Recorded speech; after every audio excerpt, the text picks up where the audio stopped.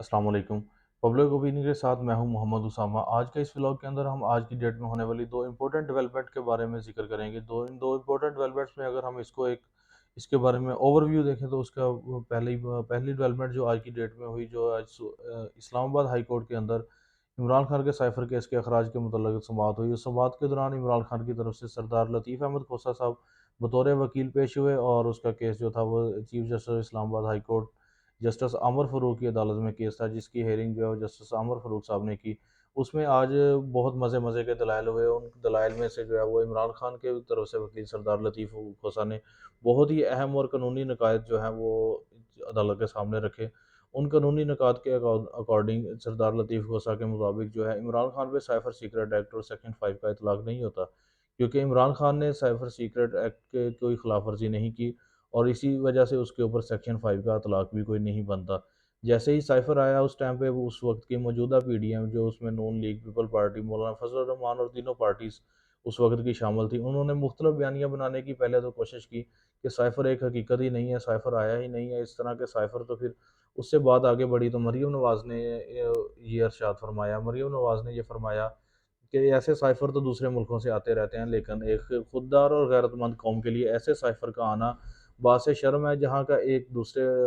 दूसरे मुल्क का एक थर्ड लेवल का बंदा उठ के पाकिस्तानी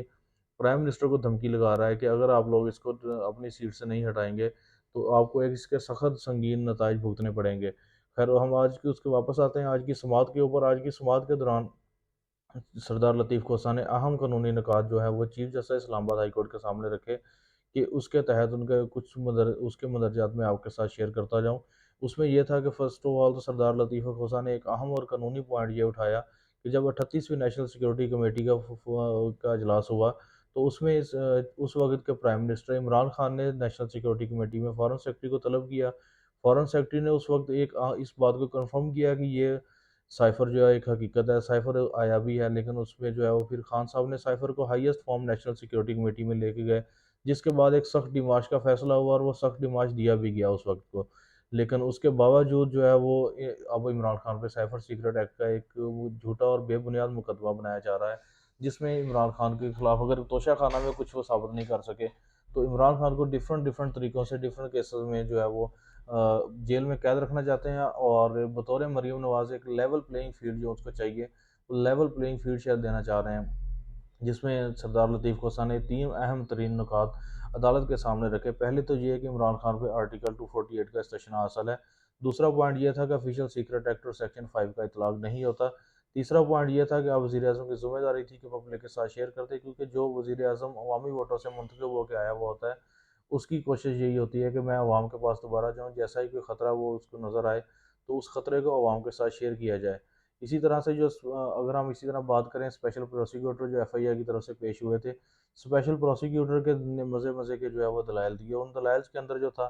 प्रोसिक्यूटर का एक मज़े का लतीफ़े से मैं स्टार्ट लेता हूँ। प्रोसिक्यूटर का एक लतीफ़ा था कि साइफ़र सीक्रेट एक्ट के मुतल्लिक़ जो भी बंदा कोई बात सुन रहा होता है, वो एक बराबर का मुजरम डिक्लेयर किया जाता है। मतलब फिर इस तरह से 27 मार्च के जलसे में, जिसमें ये पीडीएम कहती थी कि इमरान खान ने एक खाली कागज़ का टुकड़ा लहराया,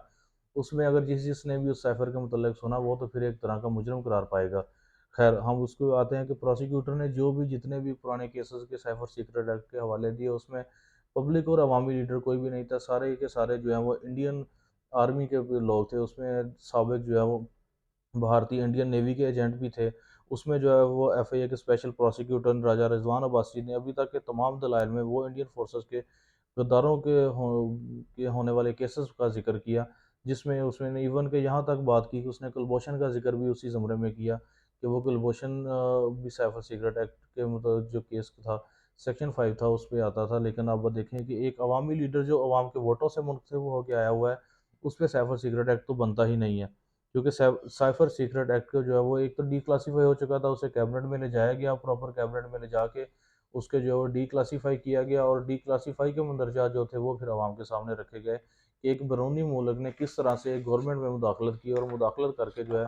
उन्होंने एक गवर्नमेंट को जो है घर चलता किया। खैर, इसी तरह से जो है वो दूसरा जो आज का हमारा इस व्लॉग के अंदर जो दूसरा टॉपिक था, उस टॉपिक के अंदर फ़रह हबीब जो थे वो आज 1 महीना गायब रहने के बाद अचानक से मंजर आम पर आए और आते ही उन्होंने एक पीटीआई के खिलाफ एक प्रेस कॉन्फ्रेंस दाग दी। और वो प्रेस कॉन्फ्रेंस कहीं और नहीं, वो लाहौर के अंदर इस्तेकाम पाकिस्तान पार्टी के ऑफिस के अंदर बैठ के प्रेस कॉन्फ्रेंस की गई, जिसमें उन्होंने 9 मई के सारे वाक़यात का मोर्द इल्ज़ाम जस्ट इमरान खान को करार दे दिया। अब उसमें सोचने की बात ये है कि अगर वन बाय वन सब लोग आके प्रेस कॉन्फ्रेंस करी जा रहे हैं, तो इमरान खान उस दिन पेशावर में भी, उस दिन लाहौर में भी, उस दिन इस्लामाबाद के अंदर भी, और मुख्तलिफ मुल्क के हिस्सों में सब जगह भी इमरान खान खुद मौजूद थे, जो ये इंस्ट्रक्शंस दे रहे थे, जो यक्के बाद दीगरे प्रेस कॉन्फ्रेंसेस आ रही हैं। सबसे पहले प्रेस कॉन्फ्रेंस का सिलसिला एक शुरू हुआ, प्रेस कॉन्फ्रेंस के बाद फिर उसको जो है वो मीडिया टास्क का एक सिलसिला शुरू हुआ, उसके बाद जो है वो वीडियो बयान जारी होना शुरू हुए, वीडियो बयान के साथ इंटरव्यूज़ करवाए गए, और फिर एट दी एंड उसको जो है वो अब उन्हें इस डिफरेंट पार्टीज ज्वाइन करने पे भी कहा जा रहा है। तो उसके बारे में अब मैं आपको फ़र्क हबीब की एक पुरानी ट्वीट जो है वो पढ़ के सुनाता हूँ, जिसमें वो 9 मई के बारे में वो क्या कह रहे थे। 9 मई वाले वाक़यात होने के बाद फ़र्क हबीब ने एक अपने अकाउंट से एक ट्वीट की कि ना उस जिस जो कि मैं हरफ ब हरफ उनके अकाउंट से पढ़ के अभी आपको सुनाने लगा हूँ। ना तो पीटीआई दहशतगर्द तंजीम है, ना ही 27 साला जद्दोजहद में कभी पुरतशद्दुद कार्रवाइयों और जलाओ-घराव की हमायत की है। 9 मई को इमरान खान को इस्लामाबाद हाई कोर्ट के अंदर से कमरा के दरवाज़ा और शीशा तोड़कर नैब ले जाने, रेंजर धक्के मारते हुए गैर कानूनी अगवा किसके हुक्म पर करते रहे। 9 मई के वाक़यात में जहां सात तंसीबात को नुकसान पहुंचाया गया, वहां दर्जनों कीमती पाकिस्तानी शहीद भी हुए, क्योंकि जिन पर सीधी गोलियां चलाई गई, सैकड़ों जख्मी भी हुए, 7,000 गिरफ्तार हैं, जिनमें खवातीन और बुजुर्ग भी शामिल हैं। इंटरनेट और सोशल मीडिया फोन्स बंदिश के बाद बहाल होते ही ऐसे शवाहद सामने आ रहे हैं, जिसमें साफ देखा जा सकता है कि शर पसंदों ने पुरअमन मुजाहरीन की आड़ में इंतशार, तोड़ फोड़, जलाओ घिराव किया। इस तमाम इंतशार और हंगामा आराई की आज़ादाना तहकीकात होना ज़रूरी है, जिसमें गैर जानबदारी से मेरिट की बुनियाद पर हर पहलू पर तहकीकात के बाद ज़िम्मेदारान का तयन किया जाना चाहिए। इससे कबल नताइज अखज़ करना फेयर ट्रायल के असूल के ख़िलाफ़ है। ये तो थी जो फ़रक हबीब ने ट्वीट की हुई थी 9 मई के मतलब। अब इसके बारे में मेरे चंद एक सवाल हैं, जो मैं नाज़रीन आपकी नज़र छोड़ के जा रहा हूँ कल तक के लिए, कि अगर फ़रक हबीब उस वक्त के कबल अज़ नताइज अखज़ करने के ट्रायल फेयर ट्रायल के असूल के ख़िलाफ़ करार दे रहे थे, तो आज वो अचानक से खुद से इससे बरी-ओ-ज़मा कैसे हो सकते हैं? खुद से बरी-ओ-ज़मा होते हुए सारा मोर्द इल्ज़ाम इमरान खान को कैसे ठहरा सकते हैं कि सारी प्लानिंग इमरान खान ने की थी? क्योंकि यही बेशतर लीडर्स जो आज प्रेस कॉन्फ्रेंसेस कर रहे हैं, प्रेस टॉक कर रहे हैं, इससे पहले ये लोग इमरान खान के बारे में गवाहियाँ देते रह गए हैं कि ऐसा कुछ नहीं था, और हकीकतन भी मेरे ख्याल में ऐसा कुछ नहीं था। खैर, वो जो भी अदालत में केस चल रहा है, उसके बाद जो ट्रायल होगा वो सामने आ जाएगा। बट उसके बाद एक पीटीआई का ऑफिशियल मौक़िफ़ भी सामने आया है, जो कि मैं आपको पढ़ के सुना देता हूँ कि पीटीआई का ऑफिशियल मौक़िफ़ क्या आया है। पीटीआई का ऑफिशियल मौक़िफ़ इसके बारे में आया है कि फ़रह हबीब की बाजियाबी खुशाइंद है। प्रेस कॉन्फ्रेंस और प्रेस कॉन्फ्रेंस और करके सियासत से पीटीआई को बेदखल करने की इस मावरा ऐन कानून का हिस्सा है, जो पिछले 17 माह से जारी है।